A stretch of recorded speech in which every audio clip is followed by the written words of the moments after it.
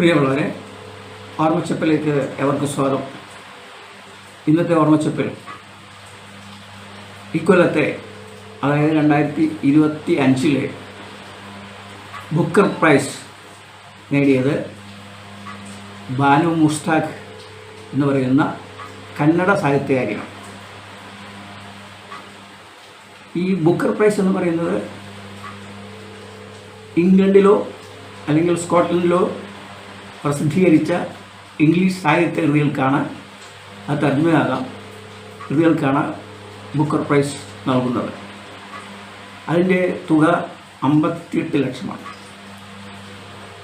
ബാനു മുസ്താഖ് ഒരു സ്ത്രീപക്ഷവാദിയാണ്. സ്ത്രീകൾക്ക് വേണ്ടി എഴുതുന്ന ഒരു എഴുത്തുകാരിയാണ്.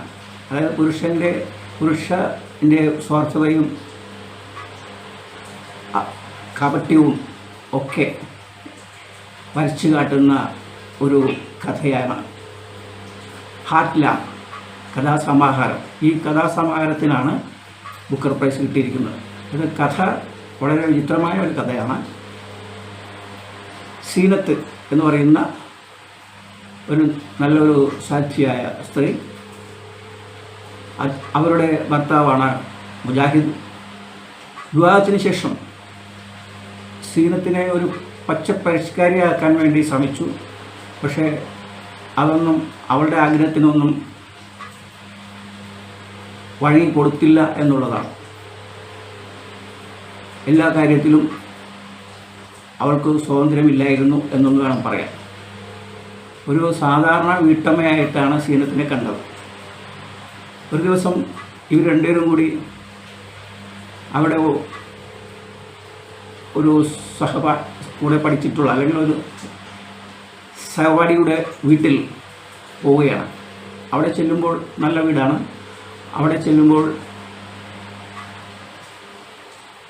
ഷൈസ്ത എന്നാണ് അവിടുത്തെ വീട്ടമ്മയുടെ പേര്. ഷൈസ്തയുടെ ഭർത്താവ് നല്ല സ്നേഹസമ്പന്നനാണ്. ഇവളെ നല്ല ആത്മാർത്ഥമായിട്ട് സ്നേഹിക്കുന്നതാണ്. മാത്രമല്ല ഈ ദമ്പതിമാർക്ക്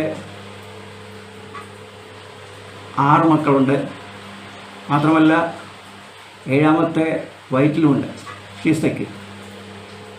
ഈ കുട്ടികളെ നോക്കാൻ വേണ്ടി ആസിഫ എന്ന് പറയുന്ന മൂത്ത മകൾ വിദ്യാഭ്യാസം കളഞ്ഞ് കുട്ടികളെ നോക്കി നിൽക്കുന്ന ഒരു സ്ഥിതിവിശേഷമാണ് അവിടെ കാണുന്നത്.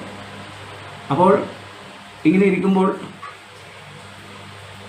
ഷൈസ്തയുടെ ഭർത്താവ്, അദ്ദേഹം ഭാര്യ വളരെ ഇഷ്ടപ്പെടുന്നു എന്ന് പറയുന്നു. അപ്പം മുജാഹിദ് പറയുന്നു,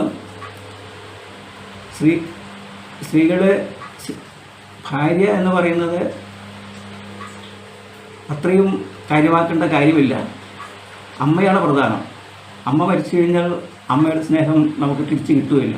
പക്ഷേ ഭാര്യ മരിച്ചു കഴിഞ്ഞാൽ ഭാര്യയുടെ സ്നേഹം നമുക്ക് തിരിച്ചു കിട്ടും, മറ്റൊരു വിവാഹത്തിലൂടെ നേടാമെന്നാണ് മുജാഹിദ് പറയുന്നത്. അപ്പോൾ ഷിസ്ത ഇത് അംഗീകരിച്ചു കൊടുക്കുകയാണ്. അംഗീകരിച്ചു കൊടുത്തപ്പോൾ സീനത്തിന് വളരെ വിഷമം തോന്നി. സീനത്ത് വീട്ടിലേക്ക് പോവുകയാണ്. അങ്ങനെ പോകുന്ന സമയത്താണ് സീനത്തിൻ്റെ അമ്മ മരിക്കുന്നത്.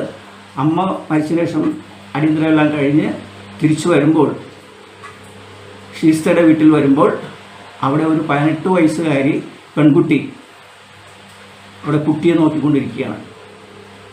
അന്വേഷിച്ചപ്പോൾ അത് ഷിസ്തയുടെ ഭർത്താവ് 2ാം വിവാഹം ചെയ്തു. അവൾ മരിച്ചിട്ട് 2ാം വിവാഹം ചെയ്ത ചെറുപ്പക്കാരിയായ 18 വയസ്സുള്ള പെൺകുട്ടിയാണ് എന്ന് പറയുകയാണ്.